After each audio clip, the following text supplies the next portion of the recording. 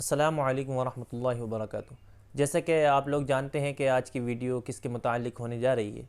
تو وہ میں بتا دوں کہ یہ ویڈیو بنانے کی وجہ کیا بنی۔ وجہ یہ بنی جیسے کہ ہم کاروبار کرتے ہیں، تجارت کرتے ہیں، تو اس کے اندر مجھے ایک نان مسلم سے ملنا ہوا جو مسلم نہیں تھا، تو اس کے ذہن میں سوال آیا اور اس نے مجھ سے پوچھا کہ آپ لوگ مسجد میں نماز پڑھنے جاتے ہیں، ظاہر سی بات ہے وہاں پر چپل بھی نہیں لے جا سکتے، لیکن مسجد کے اندر یہ بیت الخلاء بنائی جاتی ہے،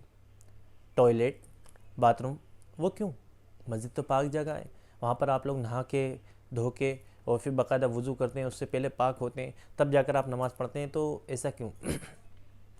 تو اسی وقت میرے ذہن میں یہ بھی سوال آیا، ظاہر سی بات ہے ان کو نہیں معلوم، یہ تو غیر مسلم ہے، ظاہر سی بات ہے نہیں معلوم ہے، نان مسلم ہے، تو اسی طرح کئی ہمارے مسلم بھائی ہیں ان کو بھی نہیں معلوم ہوتا، وہ جواب نہیں دے پاتے، اس وجہ سے تو انہوں نے مجھے دیکھ کر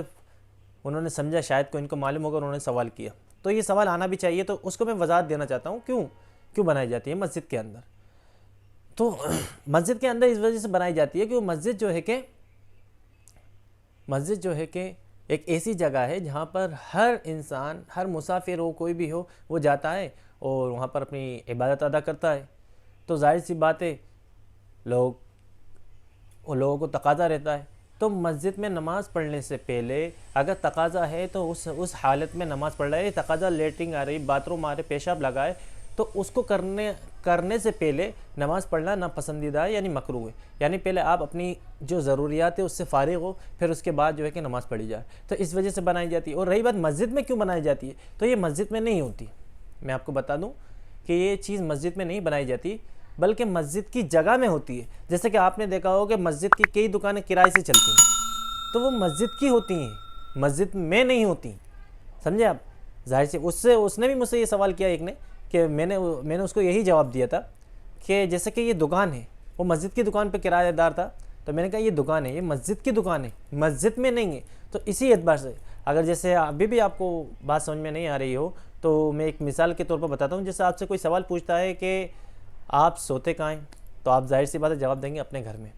پھر آپ سے پوچھتا ہے کہ آپ کھاتے کہاں ہیں، تو آپ بھی جواب دیں گے کیا؟ گھر میں۔ اسی وقت اگر آپ سے پوچھا آپ فارغ کیا ہوتے، ٹوائلٹ کہاں کرتے، تو آپ کیا جواب دیں گے؟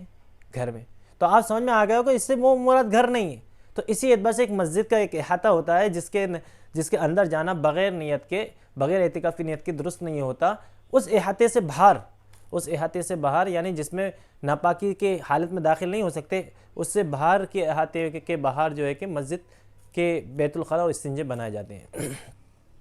اور ایک سوال یہ بھی تھا کہ مسجد میں اذان کیوں ہوتی ہے، تو غیر مسلم بھائی سمجھتے ہیں کہ مسجد میں اذان اس وجہ سے ہوتی ہے کہ اللہ کو پکارتے ہیں کہ اللہ ہمیں دیکھ لیں، ہماری سن لے، ان سے منت و سماعت کے لیے۔ تو یہ ایسا بالکل نہیں ہے، بلکہ مسلمانوں کو یہ اعتقاد نہیں ہے، بلکہ میں بتا دوں کہ اذان کیوں دی جاتی ہے اور مسلم بھائی بھی سنیں تاکہ وہ دوسروں کو تک پہنچا سکیں، کہ جب نماز فرض کی گئی تھی تو آپ علیہ الصلوۃ والسلام کو یہ فکر لاحق ہوئی تھی کہ ہم کون سی چیز ایسی کریں جس کے ذریعے لوگ اکٹھے ہو جائیں، ایک وقت پر ہم نماز پڑھ سکیں۔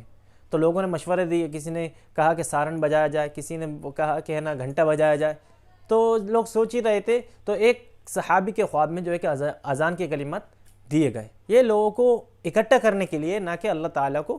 اپنی طرف متوجہ کرنے کے لیے، یعنی کہ یہ کلمات آپ علیہ الصلوۃ والسلام کے ایک صحابی کو جو ہے کہ اس خواب میں دکھائے گئے، وہ خواب آپ علیہ الصلوۃ والسلام کو جو ہے کہ محمد صلی اللہ علیہ وسلم کو بیان کیا صحابی نے، اور آپ علیہ الصلوۃ والسلام سمجھ گئے اللہ کی طرف سے، اور وہ بات پسند کر لی گئی، تو کہا ہاں یہی صحیح ہے، اور اسی کے ذریعے جو ہے کہ اذان دلوائی جائے گی، اور آپ علیہ الصلوۃ والسلام نے حضرت بلال رضی اللہ تعالیٰ عنہ کو یہ اذان کی ذمہ داری دی۔ تو اذان اس وجہ سے ہوتی ہے نہ کہ اللہ تعالیٰ کو اپنی طرف متوجہ کرنے کے لیے۔ تو آپ کو اگر میری ویڈیو پسند آئی ہو تو اپنے بھائیوں کو بھی شیئر کریں، اور اگر اچھی لگے تو اچھی کوئی چیز لگتی ہے تو ہمارے نبی کی بھی سنت ہے، اور ایک انسانی فطری تقاضا بھی یہ ہونا چاہیے، جب کوئی چیز اچھی لگے تو اس کو سراہا جائے، یعنی اس کو شاباشی دی جائے، تو اسی بہتر یہ ہے کہ لائک بھی کیا جائے اور سبسکرائب بھی کر لیا جائے۔